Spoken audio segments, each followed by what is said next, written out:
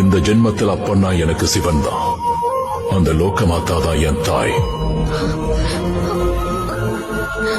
இந்த சுவாசம், இந்த சத்தம், இந்த தேகம், என் உருவம், என் எண்ணம், என் செயல் எல்லா ஆதி பகவான சேர்ந்தது.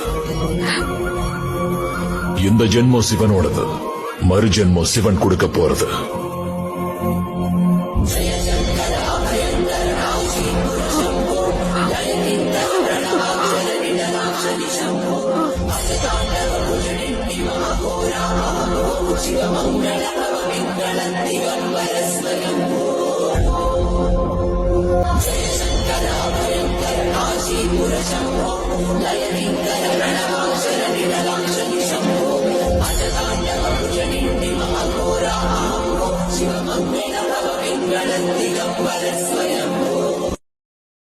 Download ShareChat.